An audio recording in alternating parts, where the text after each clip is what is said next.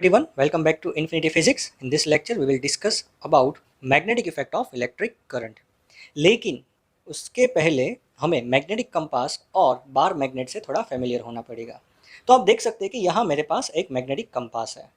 The needle of the magnetic compass always points towards the geographic north. तो ये जो point है वो हमारा जियोग्राफिक नॉर्थ है, बट एक्चुअली ये मैग्नेटिक साउथ है। साउथ कौन सा है? मैग्नेटिक। क्यों? क्योंकि जो लाइक पोल्स होते हैं वो रिपेल होते हैं और अनलाइक अनलाइक होते हैं वो अट्रैक्ट होते हैं। तो यहाँ पर जो मैग्नेटिक कंपास है उसकी जो नीडल है, उसका ये जो रेड पार्ट है which is actually the north pole of the magnet. अगर आप बार मैग्नेट की टर्म्स में बात करें तो ये नॉर्थ पोल है और ये साउथ पोल है। तो जो मैग्नेटिक मैग्नेटिक साउथ है उसको ये वाला नॉर्थ अट्रैक्ट करता है, लेकिन जहाँ पर हमारा मैग्नेटिक साउथ है, राइट, वहाँ पर जियोग्राफिक नॉर्थ है। इसको हम क्यों नॉर्थ बोलते हैं? क्योंकि हमारा जो सनराइज है वो यहाँ से होता है, राइट, ऊपर से।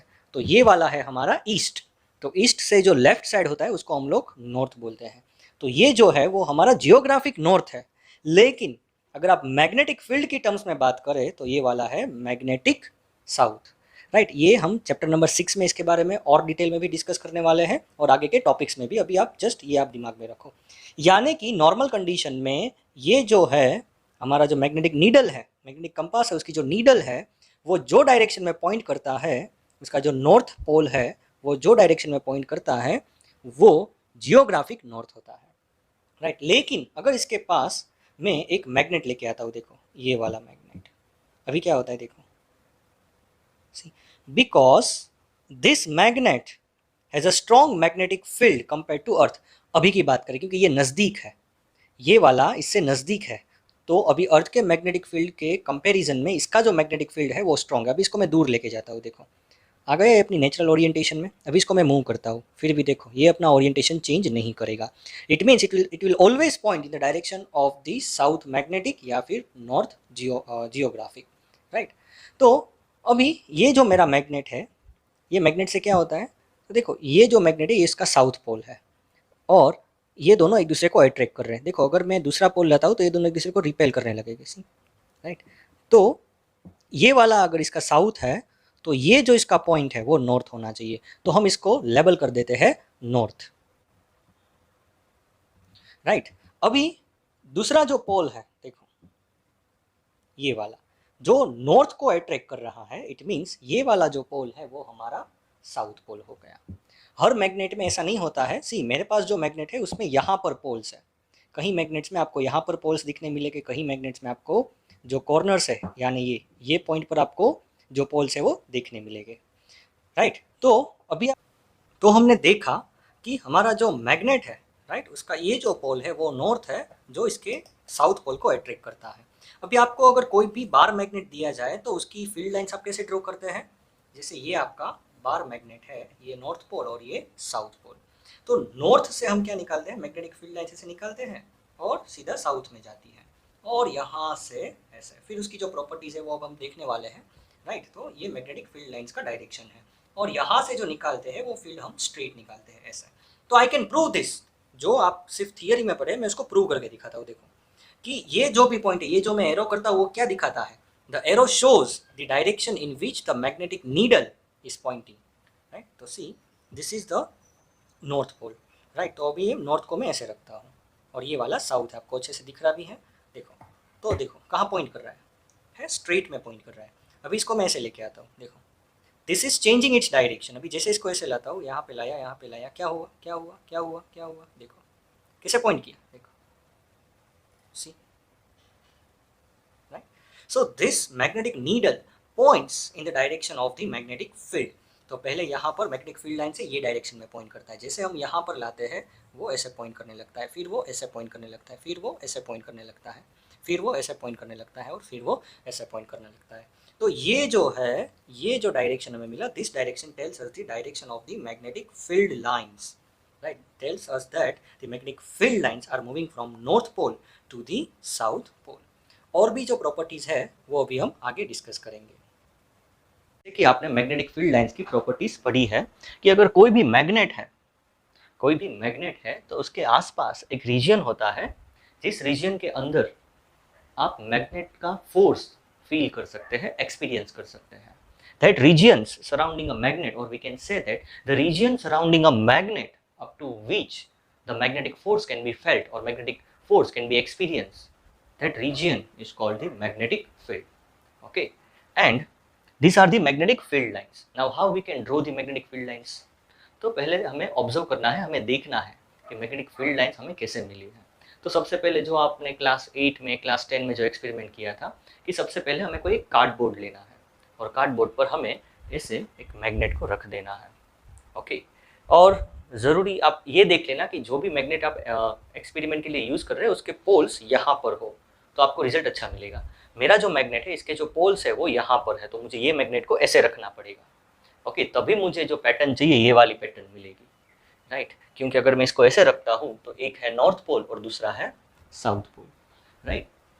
तो आपको मैग्नेट ऐसे रखना है जिसका north and south pole axis पे हो।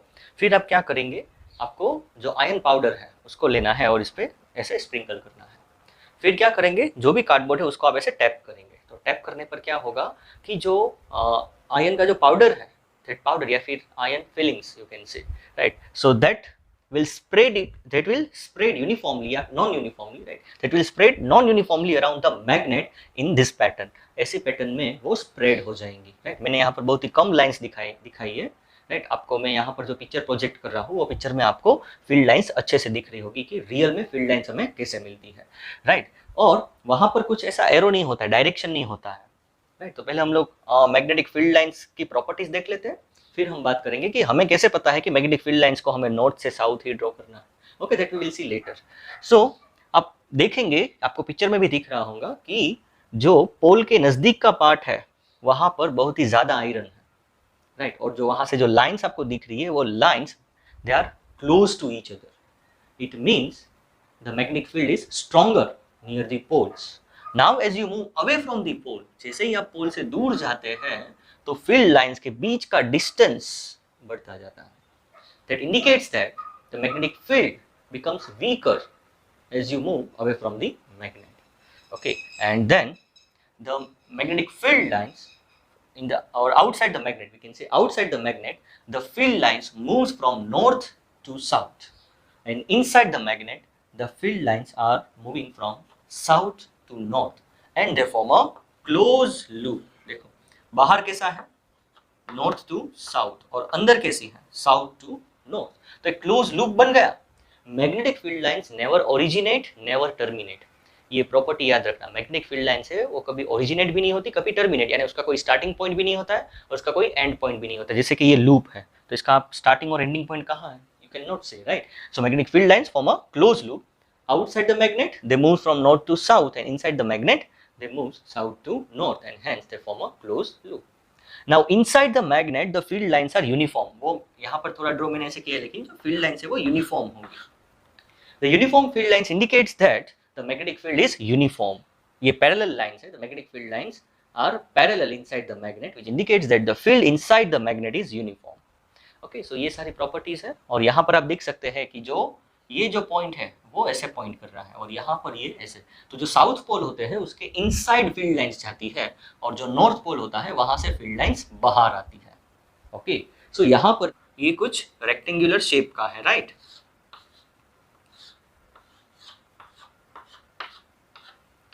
तो ये नॉर्थ है और पीछे वाला साउथ है।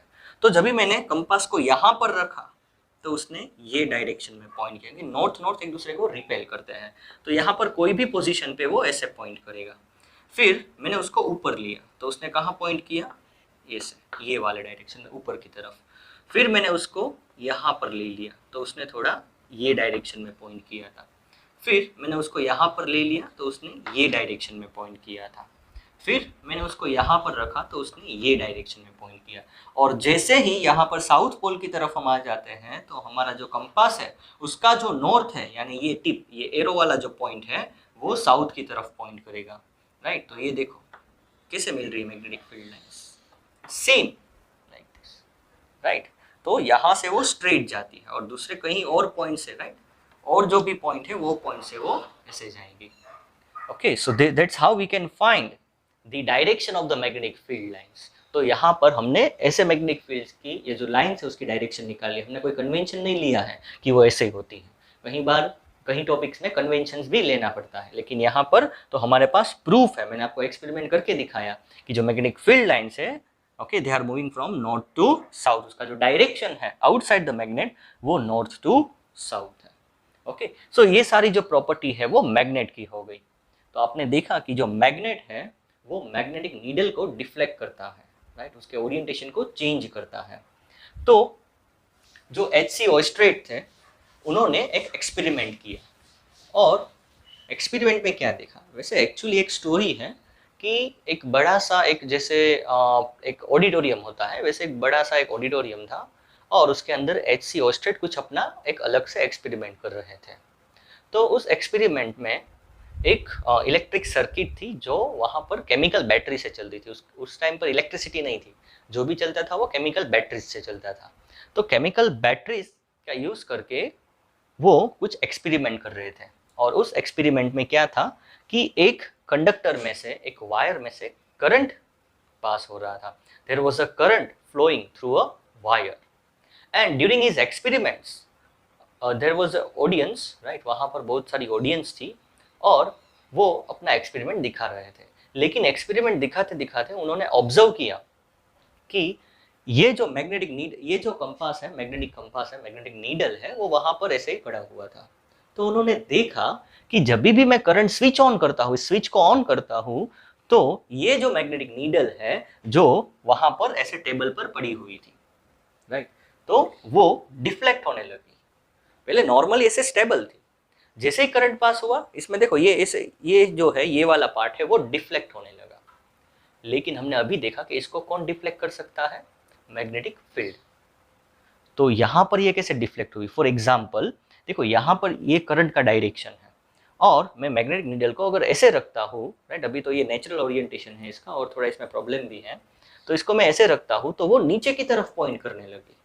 फिर जैसे ही करंट स्विच ऑफ कर दिया, ये नॉर्मली अपने ओरिजिनल ओरिएंटेशन में यानी ऐसे आ गई, राइट। देखो अभी यहाँ पर अभी ऐसे है, जैसे ही करंट स्विच ऑन किया तो इसका जो ओरिएंटेशन है वो फिर से नीचे की तरफ हो गया। ये मैं वो दिखा रहा हूँ कि ये मेरा मैग्नेटिक कंपास है, नॉर्मल ओरिएंटेशन ये वाला है, जो मैं इसमें भी चेंज नहीं कर सकता हूँ, राइट, मुझे मैग्नेट रखना पड़ेगा। अभी क्या होगा कि जैसे ही मैंने करंट स्विच ऑन किया, इसका जो ओरिएंटेशन है वो ऐसे वाला था, यानी ये वाला था। जैसे ही करंट स्विच ऑन किया उसका ओरिएंटेशन ये हो गया, राइट। तो उन्होंने देखा, फिर वहां पर उन्होंने कुछ नहीं किया, जैसे उनका सब जो कार्यक्रम चल रहा था वो खत्म हो गया, फिर उन्होंने अपनी लैब में जाके ये एक्सपेरिमेंट रिपीट किया कि ये क्या हो रहा है।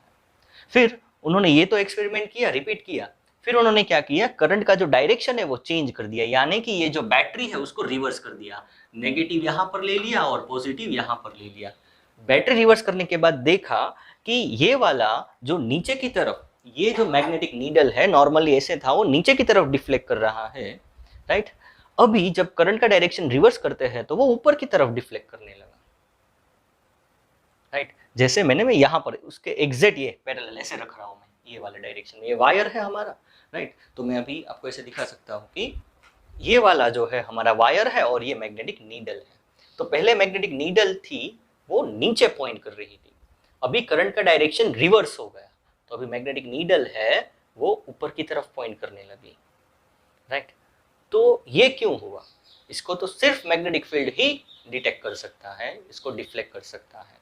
तो उस टाइम पर जो मैग्नेटिक की, जो मैग्नेटिज्म की स्टडी थी उसकी एक ब्रांच अलग थी, इलेक्ट्रिक फील्ड और जो इलेक्ट्रिसिटी थी उसकी जो ब्रांच थी वो अलग थी। फिर धीरे धीरे ये दोनों ब्रांच कंबाइन होके, इसको जो कंबाइन हो गई, उसको नाम दे दिया गया इलेक्ट्रोडायनेमिक्स, राइट, इलेक्ट्रोडायनेमिक्स। तो इलेक्ट्रोडायनेमिक्स में मैग्नेटिज्म भी आ जाएगा, और या फिर हम लोग बोलते हैं इलेक्ट्रोमैग्नेटिज्म, ये प्रॉपर वर्ड है इलेक्ट्रोमैग्नेटिज्म। तो जिसमें हम जो भी इलेक्ट्रिक फील्ड है, जो भी इलेक्ट्रिक चार्ज है, जो भी करंट है, उसका मैग्नेटिक इफेक्ट क्या आता है वो भी स्टडी करते हैं, और मैग्नेट्स है उसमें से कैसे हम इलेक्ट्रिसिटी प्रोड्यूस करेंगे, जैसे आपने जनरेटर में पढ़ा है, right, with the help of the magnetic field we can produce electricity. Similarly, with the help of the electric field, we can produce magnetic field, right? तो ये जो है दोनों ब्रांच कंबाइन हो गई और हमें नई ब्रांच मिली जो है इलेक्ट्रोमैग्नेटिज्म। ओके, तो हम ये एक्सपेरिमेंट को और अच्छे से देखने की ट्राई करते हैं। ये दोनों फिगर है वो एक्चुअली सेम है, लेकिन मैंने इसको अलग तरह से बनाया है। तो यहाँ पर आपको क्या दिख रहा है कि एक कंडक्टर है, ये जो सिलिंड्रिकल आपको दिख रहा है वो मैंने एक्चुअली एक वायर को जूम किया है और उसमें से ये डायरेक्शन में जो करंट है वो ये डायरेक्शन में ऐसे फ्लो हो रहा है। तो ये डायरेक्शन में यानी कि अगर मैं थंब को ऐसे रखता हूँ तो करंट का जो डायरेक्शन है वो ऊपर की तरफ है। तो फिर जो एच.सी. ओस्ट्रेट थे उन्होंने क्या किया कि अगर एक कंडक्टर है वो मैग्नेटिक फील्ड क्रिएट करता है तो उसके आसपास मैग्नेटिक फील्ड, मैग्नेटिक रीजन भी होगा, राइट, उसकी कुछ मैग्नेटिक फील्ड लाइंस भी होगी। तो मुझे उसका शेप डिटरमाइन करना है, जैसे हमने बार मैग्नेट में शेप डिटरमाइन किया था। तो हम क्या करेंगे कि सबसे पहले सिमिलरली जो सेम एक्सपेरिमेंट है वही हमें करना है कि सपोज ये हमारा कार्डबोर्ड है, ओके, और कार्डबोर्ड के अंदर हमें ऐसा कंडक्टर डाल देना है, राइट। ये जो हमारा कंडक्टर है वो हमें ऐसे कार्डबोर्ड के अंदर डाल देना है, यानी यहाँ से निकालना है बाहर, ओके। तो ये जो है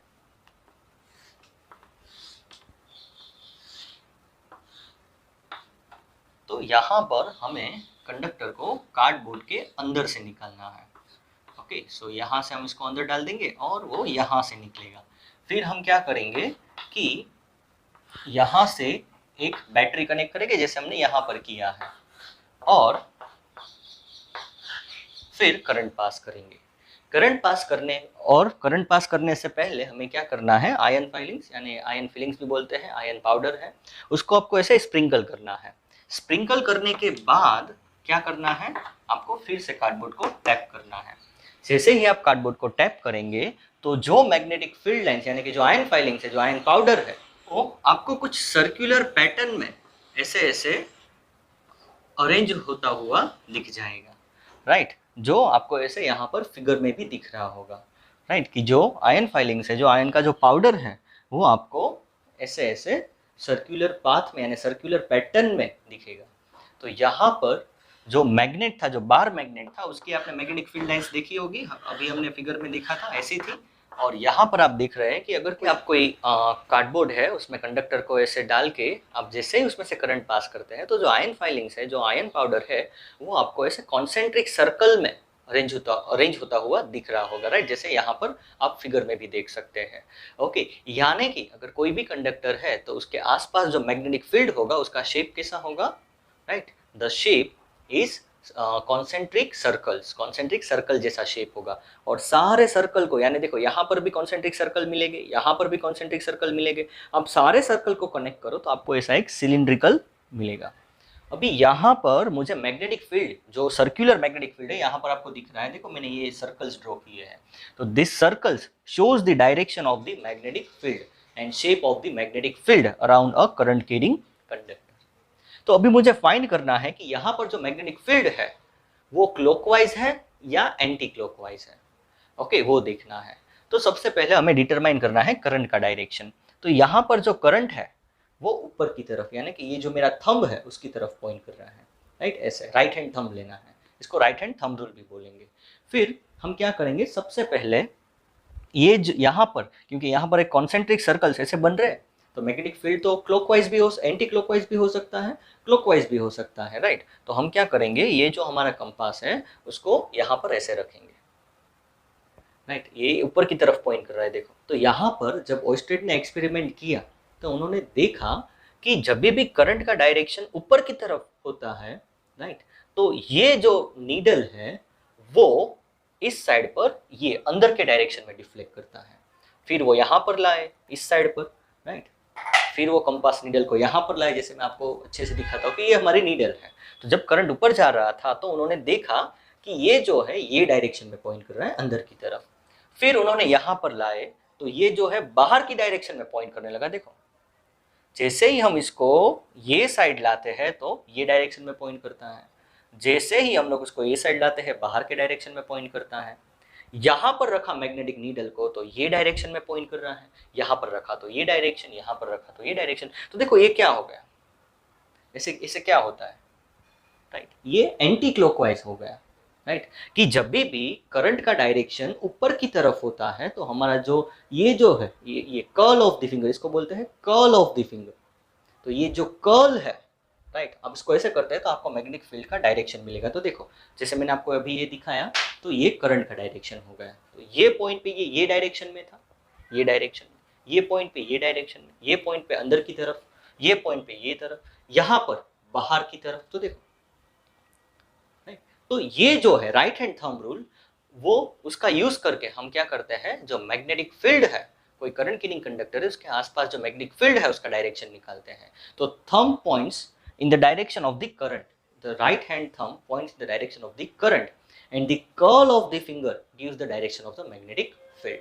अभी देखो ये जो पार्ट है, राइट, अभी इसको, ये जो करंट है उसको मैं रिवर्स करूं, यानी ये, तो जो करंट का डायरेक्ट, जो मैग्नेटिक फील्ड था पहले वो ये डायरेक्शन में पॉइंट कर रहा था नीडल, अभी वो ये डायरेक्शन में पॉइंट करेगा। तो जब भी करंट नीचे की तरफ होगा तो जो मैग्नेटिक फील्ड होगा उसका डायरेक्शन क्या होगा, राइट, ऐसे होगा। देखो इसको फिंगर्स को कर्ल करना है, करंट नीचे की तरफ, ये तरफ, राइट, तो फिंगर्स को कर्ल करना है। तो आप ये ऐसे क्या घूमता है, देखो आप अपनी घड़ी देखो, तो ये क्लॉकवाइज हो गया, राइट। सिमिलरली अगर कोई कंडक्टर को मैं ऐसे रखता हूँ, ये जो पॉइंट है, ये पॉइंट ऐसे दिखा रहा है, अगर मैं पॉइंट करता हूं तो ऐसे दिखा रहा है कि करंट बाहर की तरफ आ रहा है।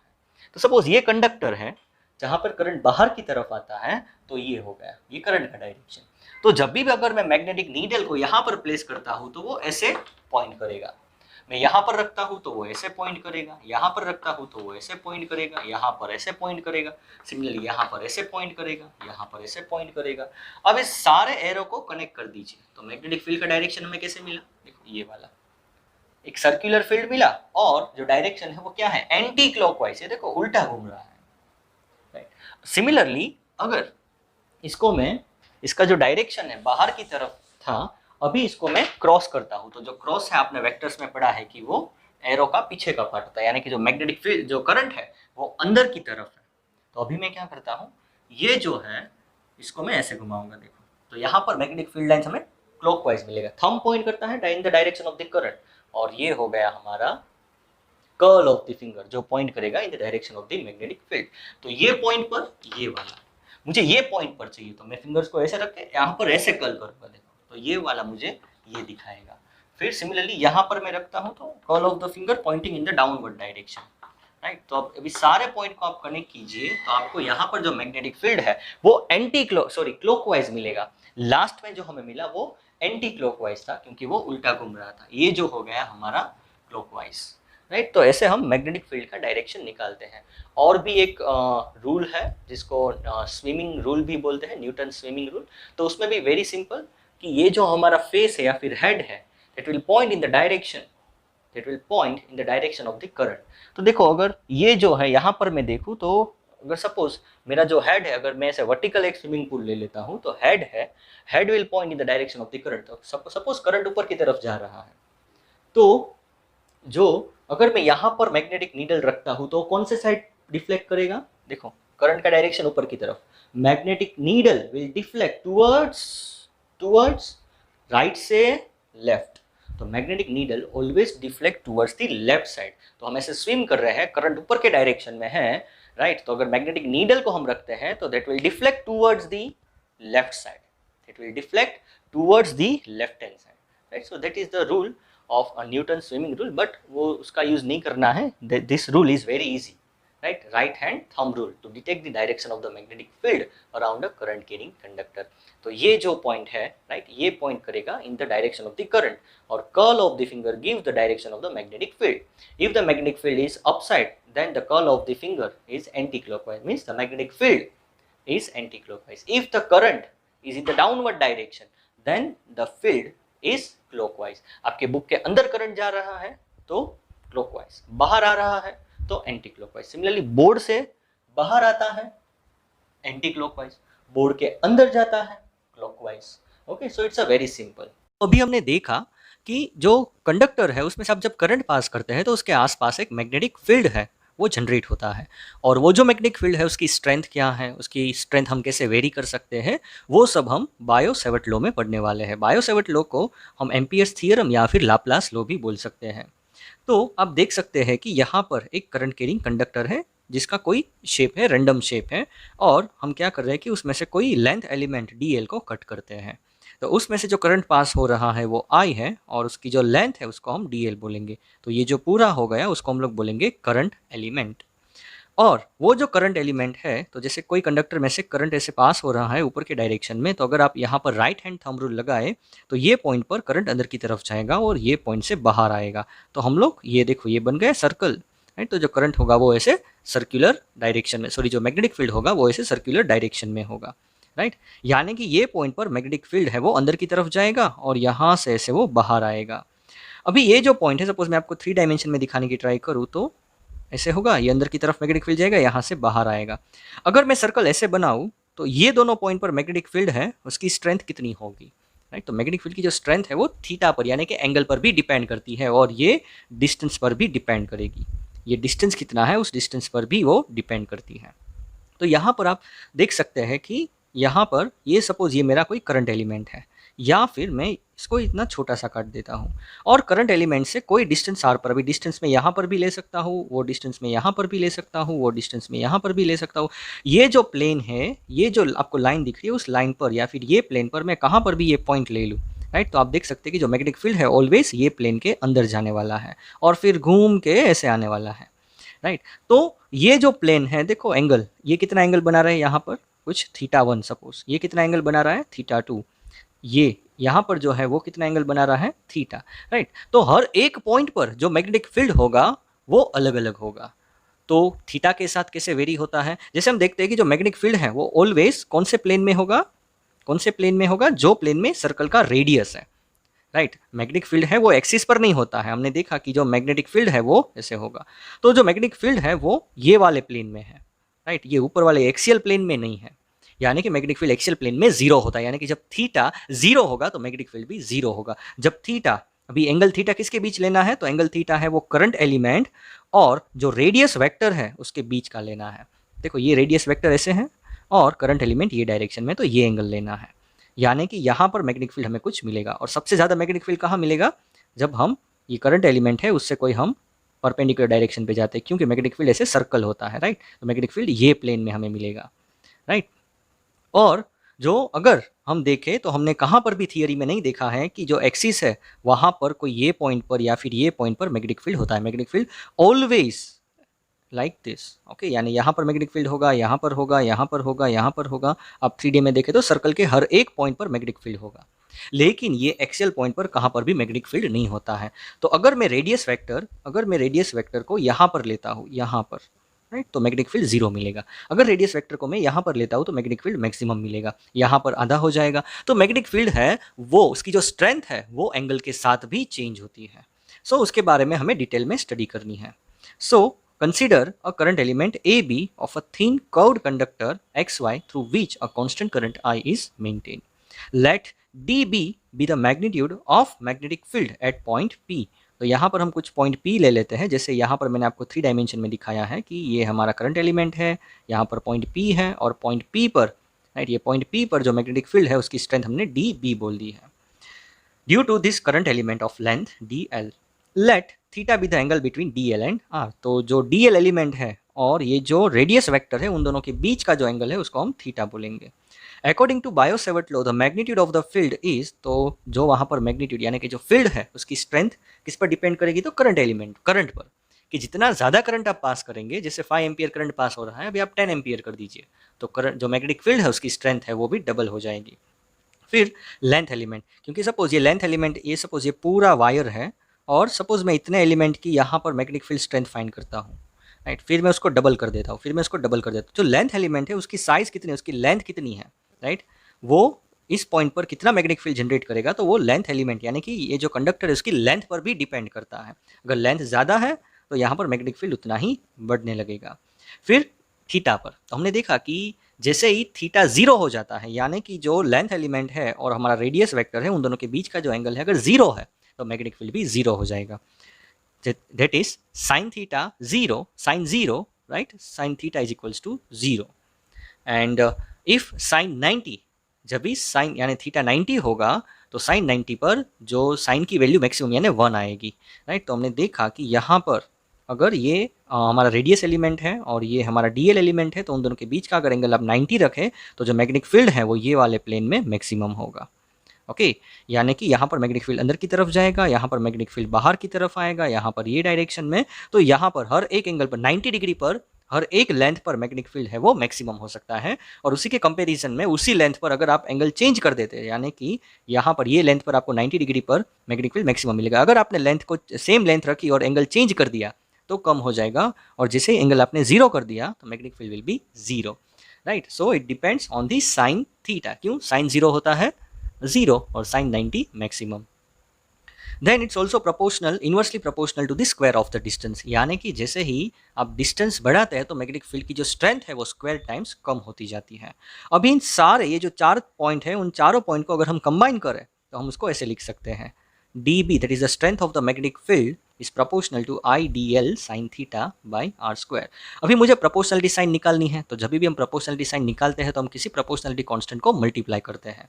तो जब प्रोपोर्शनलिटी कांस्टेंट k हमने मल्टीप्लाई किया और हमें मिल गया dB is equals to KIDL sin theta by are square, where k is the proportionality constant, और वो जो कांस्टेंट है वो दोनों के बीच का, यानी कि ये हमारा करंट एलिमेंट है, राइट, और यहाँ पर कुछ पॉइंट है। तो इन दोनों के बीच में कौन सा मीडियम है? एयर है, वाटर है, कोई लिक्विड है या फिर वैक्यूम है? कौन सा मीडियम है? तो उस मीडियम पर भी डिपेंड करेगा। क्यों? क्योंकि अगर वैक्यूम है तो यहाँ पर बीच में कोई पार्टिकल नहीं है जो इस पर जो मैग्नेटिक फील्ड आता है उसको डिस्टर्ब करे। चीज़ है, यानी अगर कोई लिक्विड है या फिर कोई भी चीज़ है जो इन दोनों के बीच में रख देता हूँ तो उससे क्या होता है कि इसकी जो मैग्नेटिक फील्ड है, यहाँ पर जो मैग्नेटिक फील्ड जनरेट होता है उसकी वैल्यू इंक्रीज या डिक्रीज हो सकती है, right? So the value of the k depends on the medium between the point P and the current element. It's also depend on the system of units.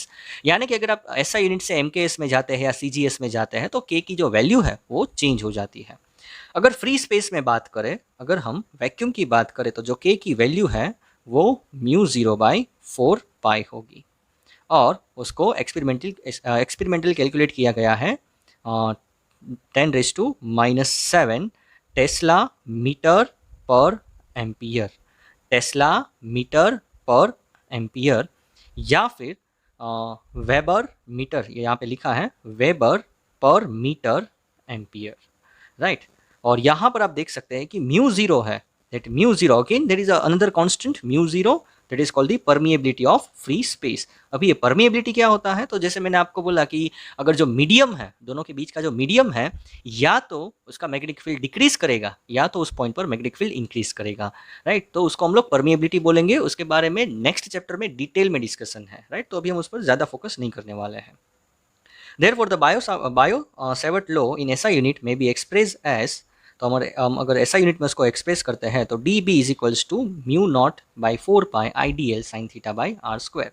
तो जैसे ही अगर आप यहाँ पर साइन की वैल्यू जीरो ले लेते हो, यानी कि ये हमारा करंट एलिमेंट है यहाँ पर, और इसी डायरेक्शन में अगर आप रेडियस वेक्टर लेते हो ये पॉइंट से, राइट, तो sine theta is equals to zero, तो जो उसकी जो एक्सियल लाइन है वहाँ पर मैग्नेटिक फील्ड जीरो हो जाएगी। अगर आप एंगल है, यानी कि ये हमारा करंट एलिमेंट है और यहाँ पर पॉइंट P ले लेते हो, तो इन दोनों के बीच का जो एंगल है वो 90 है, तो उसी टाइम पर वो पॉइंट पर जो मैग्नेटिक फील्ड है वो मैक्सिमम होगा। यानी कि magnetic field is maximum in a plane passing through the element and perpendicular to the axis. और हम देखते हैं जो बायो-सेवर्ट लॉ है उसका वेक्टर फॉर्म, ये जो हमने देखा वो स्केलर फॉर्म था, और इसके रिलेटेड जो न्यूमेरिकल्स है वो हम नेक्स्ट लेक्चर में देखने वाले हैं, क्योंकि ये जो लेक्चर है इसकी लेंथ है वो बढ़ गई है इसलिए। तो सेम फिगर हम यहाँ पर देख रहे हैं कि ये जो लाइन है वहाँ पर हमारा करंट एलिमेंट है और यहाँ पर मैग्नेटिक फील्ड अंदर की तरफ है, और ये जो है ये वाले प्लेन में हमारा रेडियस वेक्टर है, राइट। हमारा रेडियस वेक्टर है वो ये वाले प्लेन में है, और ये वाले प्लेन से परपेंडिकुलर प्लेन में मैग्नेटिक फील्ड जाने वाला है। और ये जो एंगल है, राइट, वो एंगल है हमारा रेडियस एलिमेंट, ये जो हमारा रेडियस एलिमेंट है ये वाला, और करंट एलिमेंट है उसके बीच का एंगल। तो जो हमने फॉर्मूला ऑब्टेन की वो फॉर्मूला को हमने ऐसे यहाँ पर रख दी है, और हम क्या करने वाले हैं, इसको r से मल्टीप्लाई और r से डिवाइड करने वाले हैं।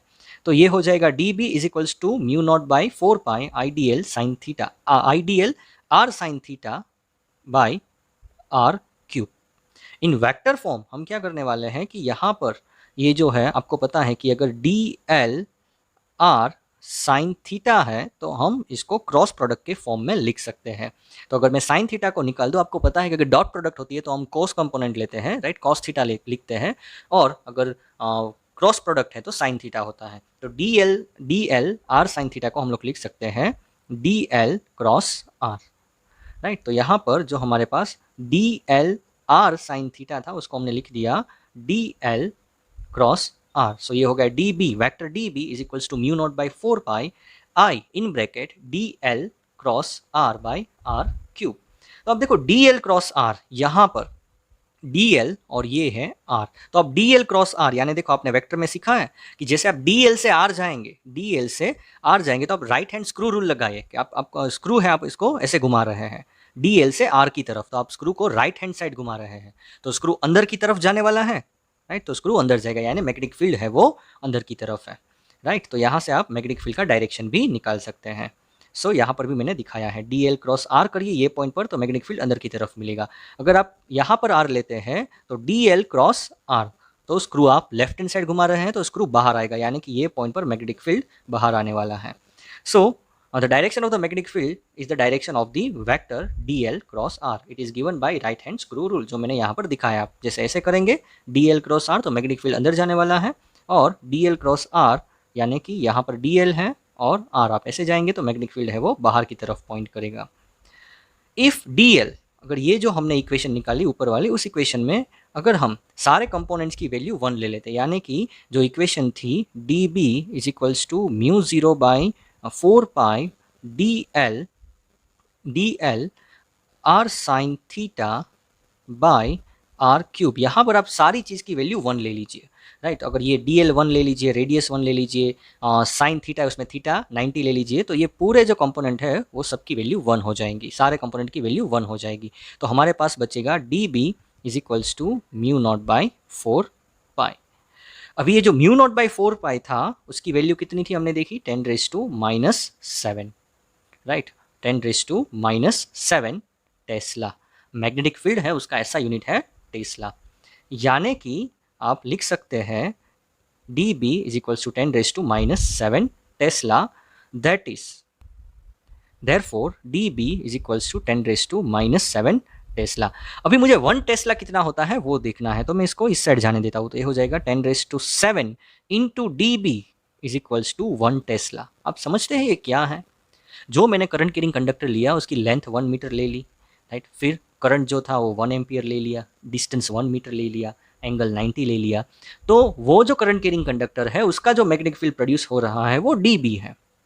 उसको मैं 10⁻⁷ टाइम्स यानी उसको मैं 10⁻⁷ से मल्टीप्लाई करता हूँ, तभी जितना मैग्नेटिक फील्ड मिलेगा उस मैग्नेटिक फील्ड को हम बोलेंगे 1 Tesla. That is 1 tesla is a very large magnetic field. और जो मैग्नेटिक फील्ड है उसका दूसरा जो यूनिट है दैट इज आप लिख सकते हैं 1 tesla is equals to weber per metre square, ये भी मैग्नेटिक फील्ड का यूनिट है। So let us move ahead. Thus, 1 Tesla is 10⁻⁷ times the magnetic field produced by a conducting wire of length 1 meter carrying current 1 ampere at a distance of 1 meter and it is perpendicular to it. Right, ये थोड़ा information के लिए है, अभी इसका इतना importance नहीं है। अभी बात करते हैं कंपैरिजन। बायो-सेवर्ट लॉ है और कूलम्ब्स लॉ है, उसको हम कंपेयर करते हैं। According to Coulomb's law DE, तो हमने देखा कि जो कूलम्ब्स लॉ में इलेक्ट्रिक फील्ड चैप्टर 1 में देखा कि DE is equals to KQ/R² हमने देखा था। तो यहाँ पर जो K है उसकी वैल्यू है 1/4 पाई एप्सिलॉन नॉट, और बायो-सेवर्ट लॉ में हमने देखा कि DB is equals to K into IDL sine theta by R²। यहाँ पर जो K है उसकी जो वैल्यू है वो है म्यू नॉट बाई 4 पाई। तो यहाँ पर ये दोनों जो इक्वेशन है उसमें क्या सिमिलैरिटीज़ है, तो आप देख सकते हैं कि DB and DE both are inversely proportional to the R², यानी कि जैसे आप डिस्टेंस इंक्रीज करते हैं तो जो मैग्नेटिक फील्ड या फिर इलेक्ट्रिक फील्ड है वो स्क्वायर टाइम्स डिक्रीज होता है। और जो magnetic field and electric field है both are long range force, उसकी स्ट्रेंथ कम होती है लेकिन उसकी जो रेंज है वो लॉन्ग होती है। Then both can be solve by, अगर 2 पॉइंट पर 2 मैग्नेटिक फील्ड है तो हम उसका वेक्टर एडिशन करके एक डायरेक्शन निकाल सकते हैं। सिमिलरली इलेक्ट्रिक फील्ड में हम वेक्टर एडिशन कर सकते हैं, यानी कि superposition principle is applicable to both the field. दोनों के बीच का डिफरेंस क्या है? The magnetic field is produce by a vector source, तो आप देख सकते हैं कि मैग्नेटिक फील्ड जो करंट कैरिंग कंडक्टर है और जो लेंथ एलिमेंट है DL है उससे मैग्नेटिक फील्ड प्रोड्यूस होता है, राइट। कोई कंडक्टर उसकी तो लेंथ होनी चाहिए ना, तो IDL है, तो I है वो स्केलर क्वांटिटी है, लेकिन DL है जो लेंथ एलिमेंट है उसका ओरिएंटेशन ऐसा भी हो सकता है, उसका ओरिएंटेशन ऐसा भी हो सकता है, उसका ओरिएंटेशन ऐसा भी हो सकता है, राइट। तो जो डायरेक्शन है मैग्नेटिक फील्ड का वो उसके ओरिएंटेशन के साथ चेंज होता है, यानी कि जो IDL है, जो करंट एलिमेंट है, वो वेक्टर क्वांटिटी है। देखो I स्केलर है, DL वेक्टर है, दोनों का मल्टीप्लिकेशन वेक्टर मिलेगा, तो IDL है वो वेक्टर क्वांटिटी है। तो जो भी मैग्नेटिक फील्ड प्रोड्यूस होता है वो वेक्टर एलिमेंट से होता है, IDL करंट एलिमेंट से होता है, तो वो तो वेक्टर क्वांटिटी है, तो इसका जो सोर्स है वो वेक्टर सोर्स है। सिमिलरली अगर हम इलेक्ट्रिक फील्ड की बात करें तो उसका जो सोर्स है वो स्केलर सोर्स है, यानी कि अगर यहाँ पर कोई चार्ज है तो चार्ज तो स्केलर क्वांटिटी है, तो उसके आसपास जो जो इलेक्ट्रिक फील्ड है, वो जो इलेक्ट्रिक फील्ड है वो इस चार्ज के वजह से है, तो इसका जो सोर्स होगा इलेक्ट्रिक फील्ड का वो स्केलर सोर्स हो गया। The direction of D B is perpendicular to the plane containing displacement vector. तो हमने अभी देखा था कि जो मैग्नेटिक फील्ड है वो ऑलवेज जो डिस्प्लेसमेंट एलिमेंट है, जो डिस्प्लेसमेंट वेक्टर है, उससे परपेंडिकुलर होगा। तो आप यहाँ पर देख सकते हैं कि ये हमारा डिस्प्लेसमेंट एलिमेंट है या फिर रेडियस वेक्टर है, तो ये वाला ये प्लेन में है, देखो ये प्लेन में है, और जो मैग्नेटिक फील्ड है वो उससे परपेंडिकुलर वाले प्लेन में है, right. So they will always perpendicular. Now the direction of electric field is along the displacement vector joining the source and the field. Suppose यहाँ पर कोई चार्ज है, तो उस चार्ज से ये पॉइंट पर कितना इलेक्ट्रिक फील्ड है, तो ये डिस्टेंस r हो गया, और जो इलेक्ट्रिक फील्ड होगा वो भी ये डायरेक्शन में ऐसे निकलेगा, हर एक डायरेक्शन में। क्यों? कोई पॉइंट चार्ज होता है, उससे जो इलेक्ट्रिक फील्ड निकलता है उसकी सिमेट्री स्फेरिकल होती है, यानी वो हर एक डायरेक्शन में इलेक्ट्रिक फील्ड निकलेगा। तो यहाँ पर जो डिस्प्लेसमेंट वेक्टर है और इलेक्ट्रिक फील्ड है, दोनों का डायरेक्शन सेम है, ये DE हो गया और ये R हो गया, दोनों का डायरेक्शन सेम है।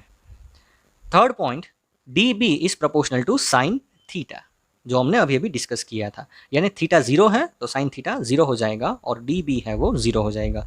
लेकिन अगर कोई आप चार्ज लेते हैं तो चार्ज से हर एक पॉइंट पर अगर आप कोई एक स्फीयर ड्रॉ करें या फिर सर्कल ड्रॉ करें, तो हर एक पॉइंट पर सेम डिस्टेंस पर हर एक पॉइंट पर जो इलेक्ट्रिक फील्ड है वो सेम होता है, यानी कि ये एंगल पर डिपेंड नहीं करता है, इसकी जो सिमेट्री है वो स्फेरिकल होती है। So this are the difference. अब हम बात करते हैं relation between mu not, epsilon not and speed of light, that is permeability, permittivity and speed of light in vacuum. So हमें पता है कि जो कुलम्स कांस्टेंट है उसमें k is equals to 1/4 pi epsilon naught, और उसकी जो वैल्यू है वो 9 × 10⁹ है। और जो मैग्नेटिक फील्ड है उसमें जो कांस्टेंट है वो है म्यू नॉट बाई 4 पाई, और उसकी जो वैल्यू है वो 10⁻⁻7 है। तो हम इन दोनों को कंबाइन करके एक इक्वेशन डिराइव करने वाले हैं। तो सपोज हम क्या करते हैं, म्यू नॉट और एप्सिलॉन नॉट को फर्स्ट मल्टीप्लाई करते हैं, फिर हमने उन दोनों को मल्टीप्लाई किया, और मल्टीप्लाई करने के बाद उसमें 4 पाई से उसको उस इक्वेशन को फिर से हमने 4 पाई से मल्टीप्लाई किया और 4 पाई से डिवाइड किया। तो अभी हम क्या करेंगे कि यहाँ पर जो म्यू नॉट है उसको एक 4 पाई दे देंगे, तो ये हो जाएगा म्यू नॉट बाई 4 पाई यहाँ पर, और ये वाला जो पाई है वो एप्सिलॉन नॉट के साथ चला जाएगा, तो ये हो गया 4 पाई एप्सिलॉन नॉट।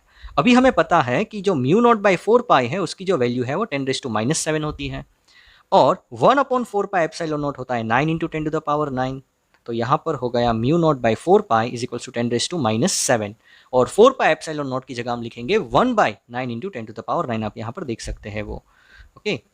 तो हम इन दोनों को मल्टीप्लाई करते हैं, तो ये हो गया 9 × 10⁻9 तो है, ये 7 को नीचे ले लीजिए, तो -7 है, नीचे आएगा तो +7 हो जाएगा, तो ये हो गया mu not epsilon naught is equals to 1/9 × 10⁻16।